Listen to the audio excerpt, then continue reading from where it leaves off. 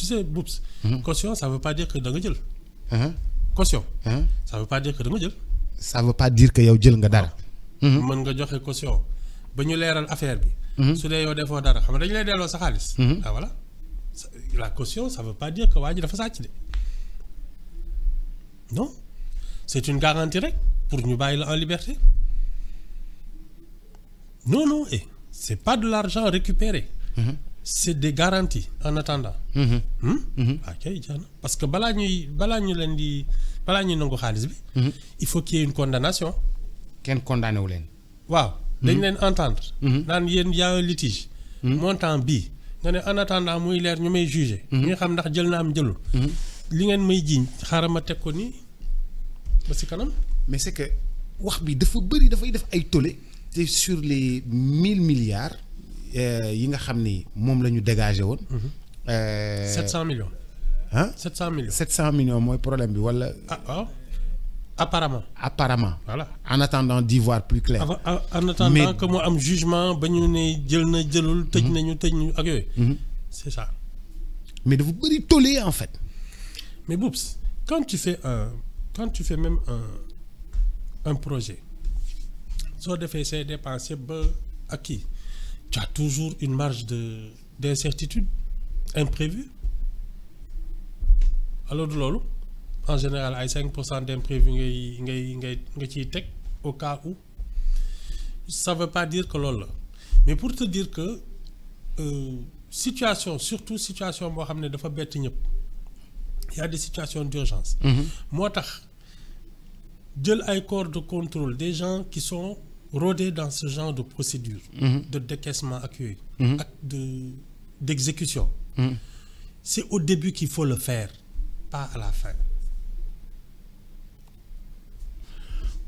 Sur 1000 milliards distribués. 700 millions là ça fait même moins d'1%. Ça fait 0,7%. 6 milliards mooy problème bi 6 milliards 0,7% le procureur wax. 6 milliards. Sur 6 milliards. Sur 1000. Ah c'est 0,6%. Non de toute manière il va y avoir des poursuites am na ci ñoo xam ne xëy na mën nañ justifier affaire bi. ñeneen ñi mënuñ ko. Il faut aller devant les tribunaux parce que tant que les gens ne sont pas condamnés tu peux pas dire. léegi nag ñi joxe ay caution ak yooyu ñoom ñoo xam lu tax ñuy joxe caution ils veulent pas aller en prison et ils ont cette possibilité c'est tout. mais xam nga affaire bi aussi dafa amoon ñoo xam ni ñooy les exécutants. ak les commandeurs. waaw ñi nga xam ni ñooy kilifa. donneur d'ordre. waaw ñooy donneur d'ordre yi. donneur d'ordre mais yow boo nekkee employé. nga nekk un agent comptable bu ñu la donné ordre de décaisser. da ngay décaisser par force. tu es pas obligé. t'es pas obligé. non su dee tu considères que c'est pas réglementaire tu dis non. Ibou dañ lay dàq de. ah ñu dàq la mais suñ la dàqee pour des raisons qui ne sont pas trucs tu les traînes en justice. dañ ma ne ma def lu ma warul def. waaw ma tribunal fii kenn moomu fi dara Boubs fii loo fi gis ay dénkaane la preuve ñi fi nekkoon daaw nekkuñ fi ren. dëgg la. jarul ragal quand tu veux pas faire un truc tu dis non tu es pas obligé yow ay texte ñoo la tënk. ki fi nekk. day romb.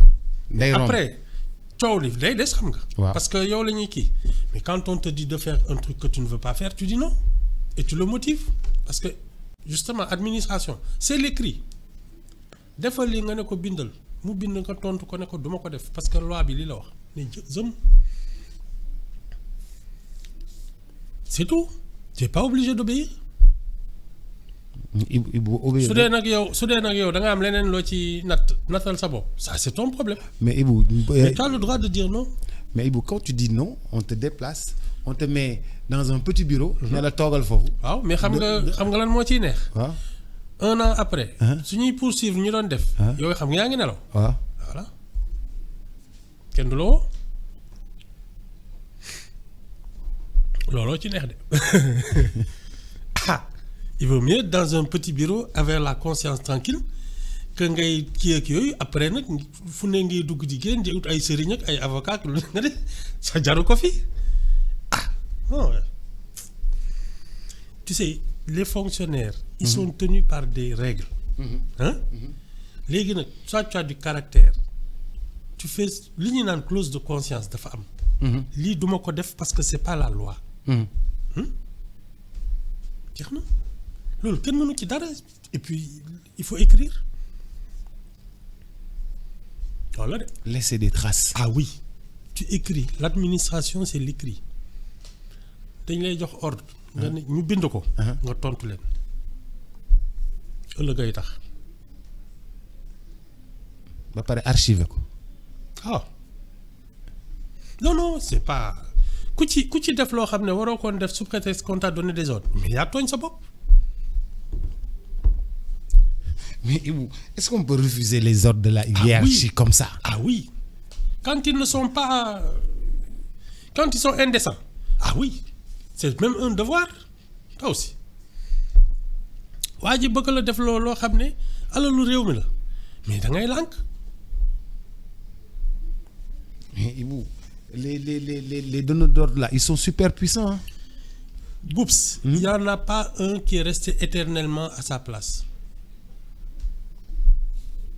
Amul. Tu as vu quelqu'un qui est resté éternellement à sa place? Amul. Jarul ragal. ñëpp la ñuy gome. ñu dem ñeneen ñëw élection am na promotion am na lu ne am na non. Toi tu es fonctionnaire, tu sers l'État, tu sers le bien public, tu le protèges. ñu wax la loo xam ne leer na ne kii c'est contre l'intérêt public mais da ngay bañ. c'est tout. ah du Thierno Alassane xaw ma naka waa ji. Thierno Alassane Sall. waaw du ay yooyu ko booleeg Macky Sall. waaw lu ñu waroon defar signal fii bul signal signal pour Total. waaw mu ne li arrangé wul réew mi. waaw du ma ko signal lànk. waaw. il a perdu un poste de ministre mais dara mu ngi nii di calli non tu es pas obligé. non démission am na lànk am na. amuñu boobu culture de. ah si. il faut nag. il faut boobu culture. oui. fii lu ñu xam bu kilifa gi waxee ñëpp ay exécuter. non pas forcément nag c'est que daf ci am ñoo xam ne seen lànk dafay ci mbedd mi lañ koy waxee. ak ñoo xam ne da ngeen di wéet ñu ne la du ma ko def jàpp seen ñàmbur. wax ji du dem fenn. y a des gens qui ont ce caractère ils disent non en privé. Et ils n'ont pas besoin après de sortir di ko nettali dafa am. C'est une question de caractère. dama yërëm DAGE yi ak ACP yi. mais Boups. est-ce que dama xam ni. dañ leen naan defal monsieur le ministre. non Boups. Boups jaruñu yërëm. parce que Boups tu n'es pas obligé de faire des choses peu recommandables. loolu nag ci sa responsabilité bopp la parce que gis nga place boo toog responsabilité bi fa na foofu noonu elle est individuelle soo defee lu normalul yaa tooñ sa bopp. on n'est pas obligé d'obéir aveuglément loolu amul fenn. ah non ku ci def luñ la sant te waroo ko def. mais dans la méthode les Américains ils recevaient de l'argent chaque semaine. Dans leur compte bancaire. Dans leur compte bancaire. Déjà. Dans leur compte bancaire. Déjà. ñu xam ne lii eddu état américain la. Et ils étaient prévenus. Voilà. État américain di décaisser di fay. nga yore entreprise Europe ñu ne la estimer ñaata nga perte nga ne perte na temps. ñu ne la justifier ko. par rapport ak li heure bii daaw. sa liggéey heure bii daaw nga justifier ko. état bi ne ok d'accord perte nga temps man dinaa la jàppale temps ba pare lebal la temps mais temps bi ma lay lebal da nga koy fay je dis n'importe quoi dama lay jàppale 10 000 euros lebal la 5 000 euros 5 000 euros bi nag da nga koy fay nguur bee ko moom mais lële jàppale la dugal ko directement ci sa compte bancaire 6 mois plus tard nga commencé fay mais ñun ay boobu d'abord il faudrait que suñu entreprise yëpp nekk dans les normes li ñuy naan le secteur informel am na ci ñoo xam ne ñu bëri ils travaillent comme ça mais amuñu presque comptabilité dañuy dugal ak di génn rek bon ñoom xam nañ ni parce que ce sont de petites affaires artisanales ak yooyu xëy na xam nañu ñoom ni ñuy liggéey mais ça échappe à tout contrôle loolu soo ko amee dans un pays comme le nôtre on te dit que 57% des adultes sont des analphabètes c'est un problème parce que su dee képp kuy ubbi dara atelier parce que ñoo fi gën bëri. su dee képp ku fi ubbi dara da ngay dem topp ay procédures ut sa kii nu mu tudd. nii ne yaa registre de commerce am sa compte bancaire employés voilà comptabilité ak yooyu yëpp.